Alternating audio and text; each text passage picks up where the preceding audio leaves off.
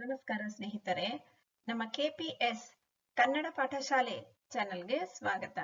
ಮಾತೃಭಾಷೆ ಕನ್ನಡ ಅಲ್ಲದೇ ಇರುವ ಮಕ್ಕಳಿಗೆ ಸುಲಭವಾಗಿ ಕನ್ನಡ ಕಲಿಸುವ ನಮ್ಮ ಈ ಪ್ರೋತ್ಸಾಹ ಇರಲಿ. ಚಾನೆಲ್ ಅನ್ನು ಲೈಕ್ ಮಾಡಿ, ಇತರ ವಿದ್ಯಾರ್ಥಿಗಳೊಂದಿಗೆ ಶೇರ್ ಮಾಡಿ, ಸಬ್ಸ್ಕ್ರೈಬ್ ಮಾಡಿಕೊಳ್ಳಿ. Hello friends, welcome to our KPS channel. This is a channel to teach Kannada in an easy way to children whose mother tongue is not Kannada. Please encourage us, like the channel, share with other students and subscribe our channel.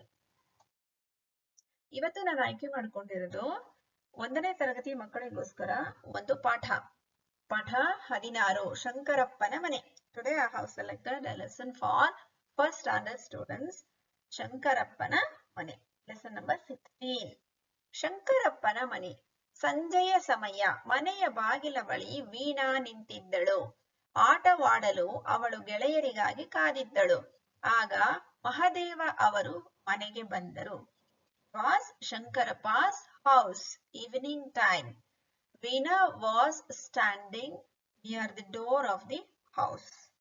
She was waiting for her friends. She wanted to play. At that time, her uncle Mahadeva came. Mahadeva ಅವರನ್ನು ನೋಡಿದ ವೀಣಾ ಸಂತಸಗೊಂಡಳು. ಬನ್ನಿ ಚಿಕ್ಕಪ್ಪ ಬನ್ನಿ ಎಂದು ಮನೆಯೊಳಗೆ ಕರೆದುಕೊಂಡು ಹೋದಳು. ಕುಳಿತುಕೊಳ್ಳಲು ಹೇಳಿದಳು. ಕುಡಿಯಲು ನೀರು ತಂದು ಕೊಟ್ಟಳು. ಚಿಕ್ಕಪ್ಪ ಚೆನ್ನಾಗಿದ್ದೀರಾ ಎಂದು ಪ್ರೀತಿಯಿಂದ ಮಾತನಾಡಿಸಿದಳು. Veena called her uncle inside the house. Come uncle inside. And she asked her uncle to be seated. She brought water to drink. And she asked, are you nice chikkappa? How are you? She talked to the uncle very politely.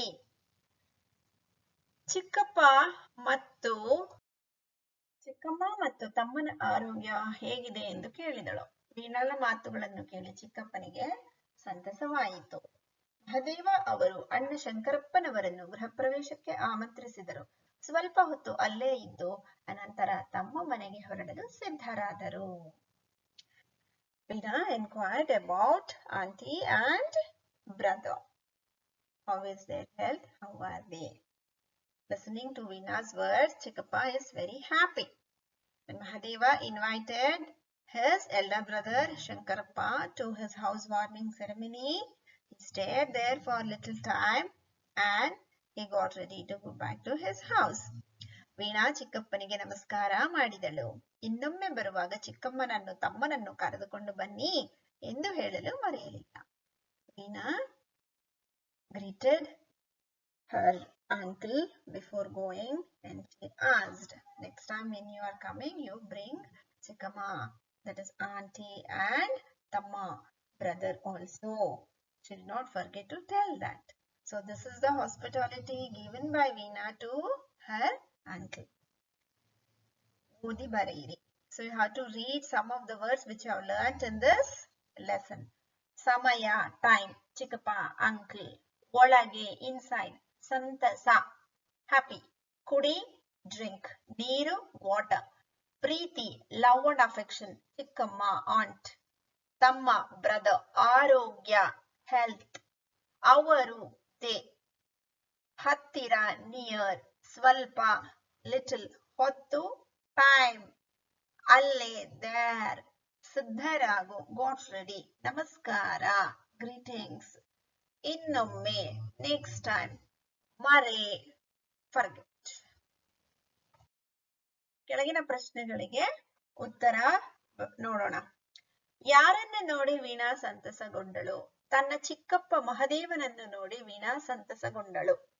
Veena ಚಿಕ್ಕಪ್ಪನಿಗೆ ಕುಡಿಯಲು ನೀರು ತಂದು ಕೊಟ್ಟಳು. ವೀಣಾ ಚಿಕ್ಕಪ್ಪನಿಗೆ ಕುಡಿಯಲು ನೀರು ತಂದು ಕೊಟ್ಟಳು.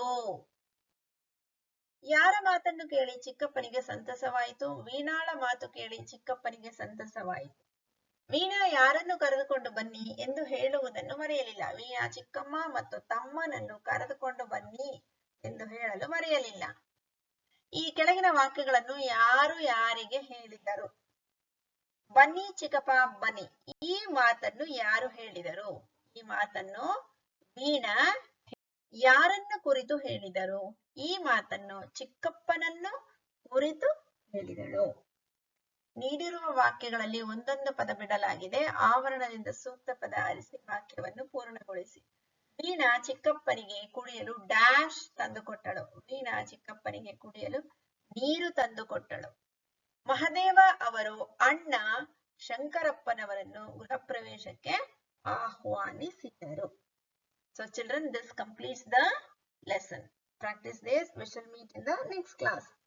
ಈ ಪಾಠ ಇಲ್ಲಿಗೆ ಮುಗ್ದಿದೆ. ಮತ್ತೆ ಮುಂದಿನ ತರಗತಿನಲ್ಲಿ ಭೇಟಿ ಮಾಡೋಣ. Thank you children. ಧನ್ಯವಾದ ಮಕ್ಕಳೇ.